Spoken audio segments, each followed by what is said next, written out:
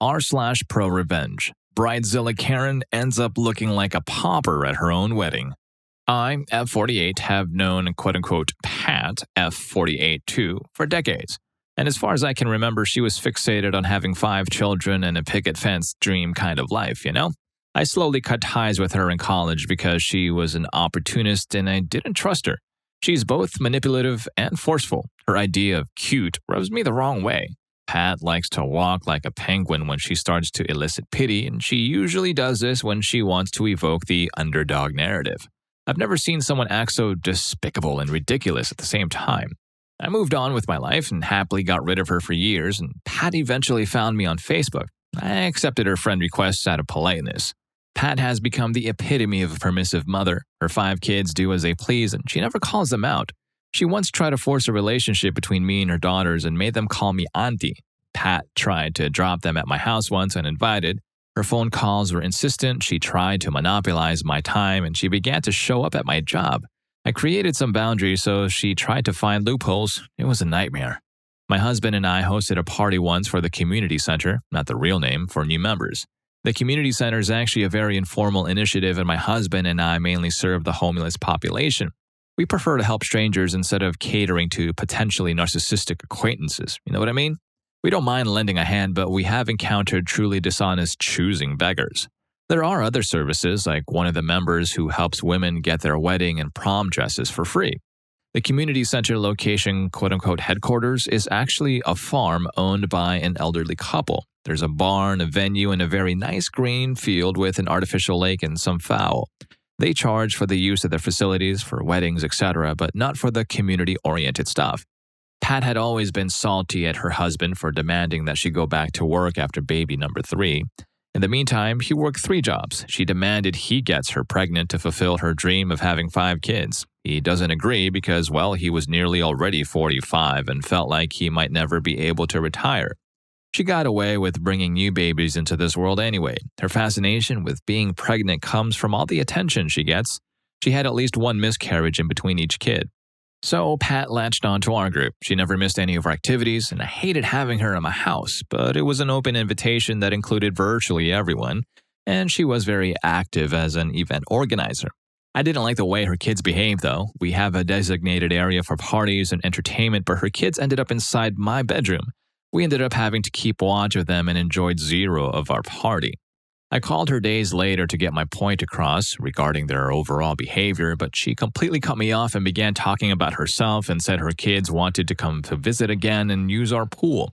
I never answered that and didn't want to say, "No, I will not have your brats over." She also called me as summer was approaching specifically to let me know her middle daughter was bored and wanted to spend a whole week at our home. I politely declined, citing that me and my husband have to work and cannot entertain guests. Pat paid no heed. Her kid called me on the weekend calling me auntie and attempted to coax me by saying, "Mom says you invited me to spend summer with you." I quickly clarified and offered an explanation to avoid hurting a kid's self-esteem. Never mind, her daughter just hung up on me. Pat's Facebook also showed some red flags. Some cryptic rants here and there were visible, along with friends' comments and complaints about how she asked a particular person to watch her kids only for a couple hours and ended up leaving them all day. Another of her friends criticized her girls' nights out because Pat had just asked them to be patient and wait until she could pay back some money that she owed them, yet she had money to spend on Friday night outings. I thought those very public comments on private matters were more like a cry of lost patience. Unpleasant things began to happen, like the time she volunteered to wrap Christmas presents for our underprivileged kids.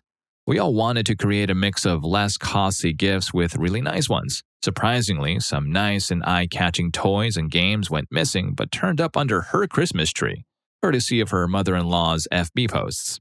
No one could prove anything, but it was quite hate-inducing. Or the time my daughter called me in tears to pick her up after she attended Pat's daughter's birthday. Let's call her Casey.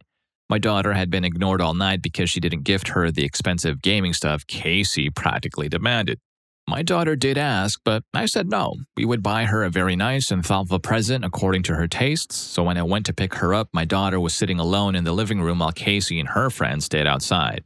Stories about Pat and her family multiplied. The owners at the farm community center decided to keep their gates locked unless they had guests or events because Pat got in the habit of driving in whenever she pleased, and it was either her kids screaming and disturbing ongoing weddings, throwing rocks at the koi in the lake, or harassing the geese in the yard, or how she stiffed another soccer mom with the lunch bill and then pulled the struggling financial card, or how other parents hated her because she created unnecessary hostile competition.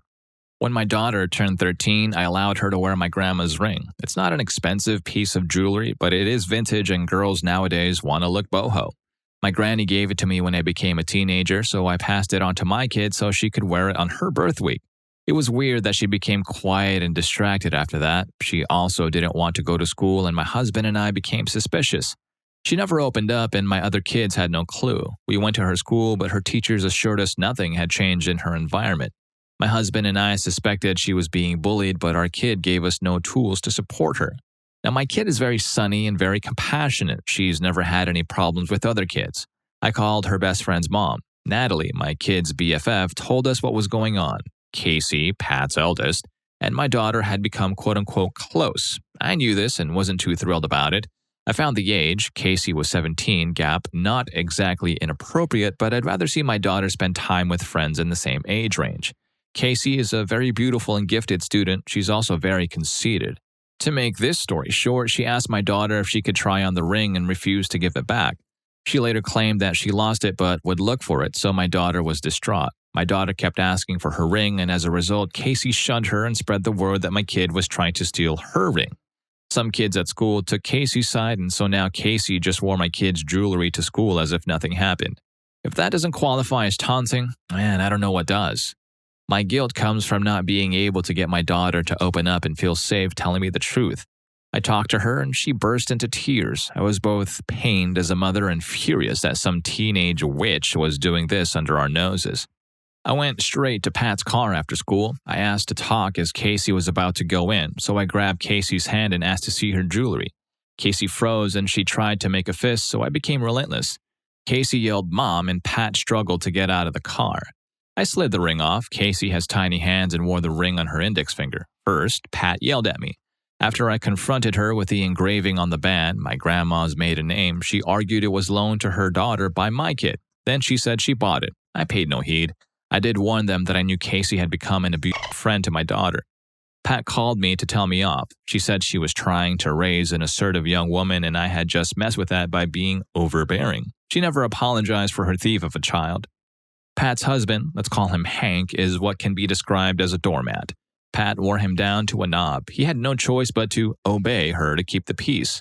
She was a bully who actively withdrew affection when he didn't follow her wishes, even in public.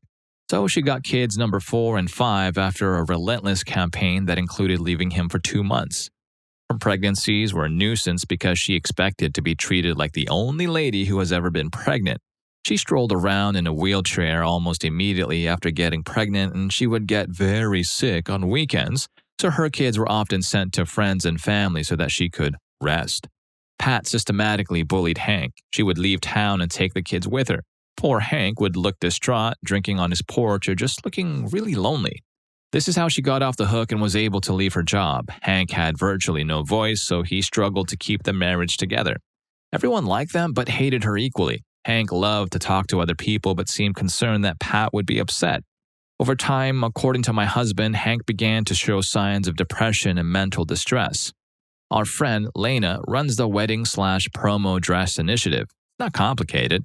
Dresses are sourced from donations, eBay, trunk shows, etc. Unusually beautiful dresses are retained so that more than one bride gets to wear them. In some cases, a bride will pay $50, but most of the time, the dresses are donated to the bride.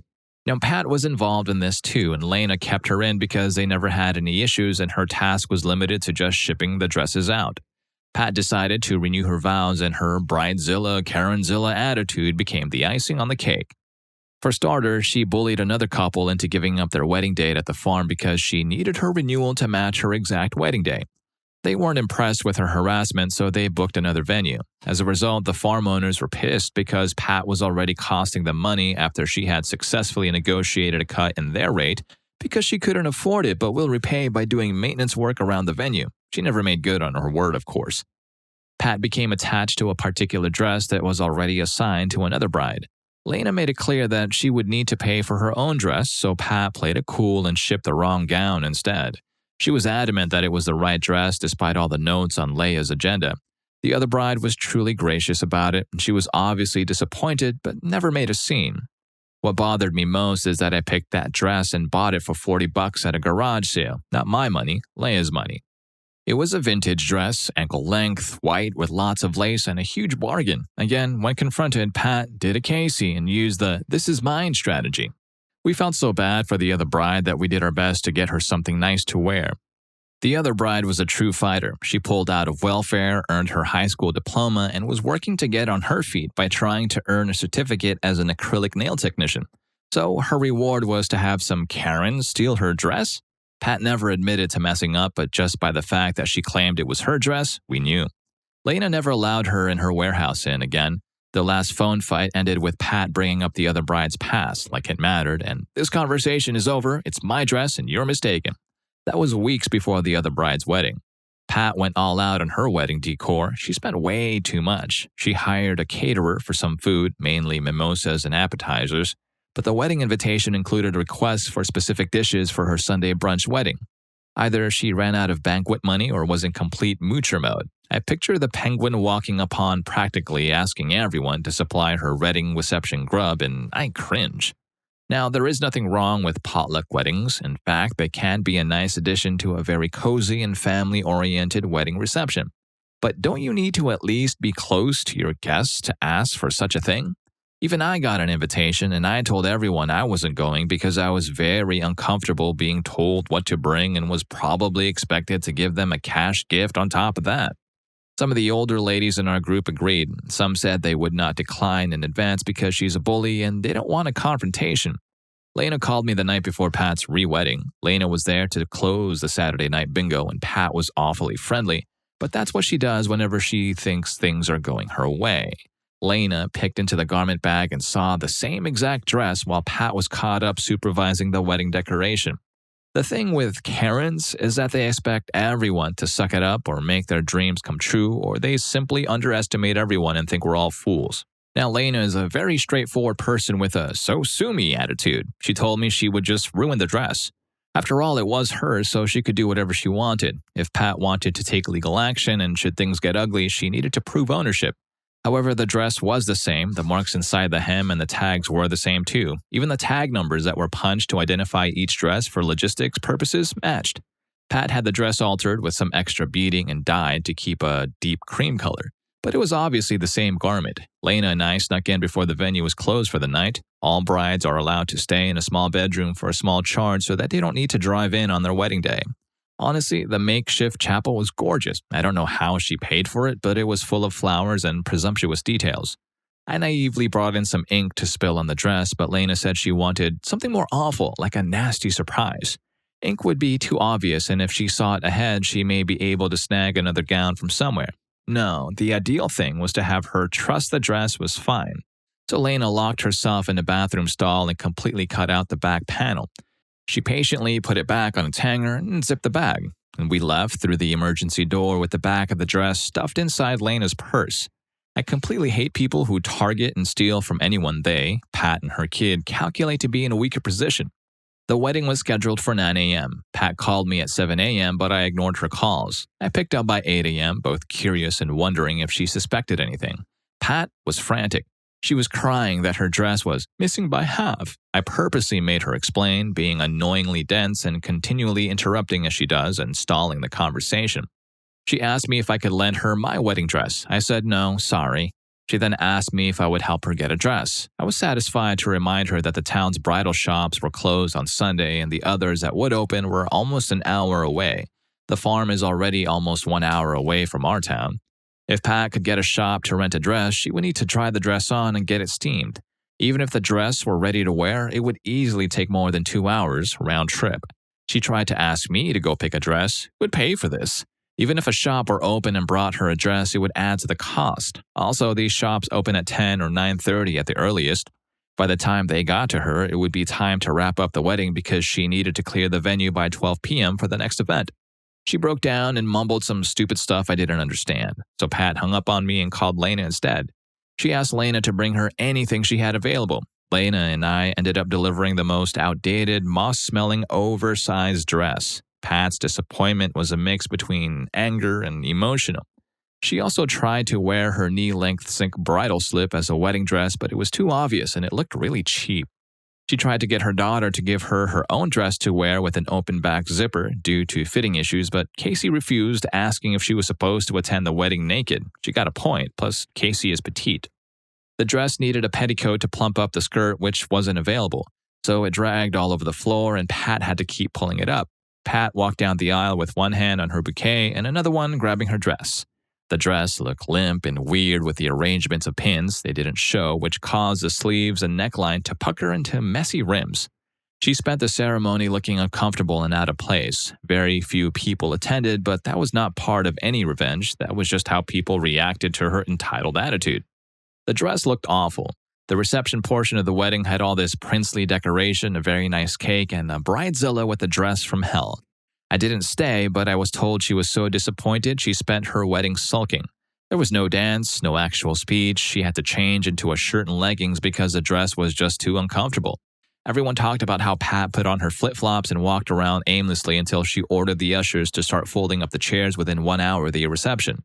So she practically kicked everyone out and the cake was never cut. Pat wasn't the same after this. She was not as loud and avoided everyone. I think she was disappointed that nobody ran to her rescue, not even her family who came from out of town. Her husband finally cracked under all the pressure and sought some help. He was slaving away and coming home to clean the house while Pat used her kids as an excuse to spend like crazy. Hank also had to do kid homework because Pat never had the time nor had the patience. She also refused to get a part-time job so her kids could attend after school and get help with their school stuff. Therapy seemed to help Hank because the last time Pat left with her kids, he didn't seem distraught. He would be riding his bicycle and could be seen more relaxed while mowing his lawn. Hank told my husband that he had contemplated suicide after their third kid. When Pat returned, he maintained the routine but was interested in going out by himself and doing things for himself. We began to see Pat alone all the time. Hank was seen less and less in the same car and eventually moved in with his parents. He filed for divorce on the grounds of emotional cruelty, and I don't think he won. Instead, I'm not sure of this because this is what I was told, there was some sort of a settlement or agreement that she would not get close to or interact with him unless it has to do with the kids. Hank has been working on practicing self-care. He keeps in touch with some of the guys. I'm told he's become very conscious of doing exactly what brings him happiness and has almost completely cut Pat off thanks to working with a mediator, so their texts are only about school, etc. The judge ordered Pat to get a job because he noticed she was not taking actual responsibility for them, and also ordered her to cut down on any extracurricular activity that represented high expenses. Hank seemed to be experiencing panic attacks, but he wasn't fully aware and he thought his mind was foggy or that he needed more rest. He also got to become an apprentice mechanic for motorcycles, and that keeps his mind fresh. I also don't know if Pat even actually suspected who or what happened to her dress. She slowly pulled away from the community center and became less active in social gatherings. Pat also removed me from her Facebook, as well as almost everyone else from school and the center.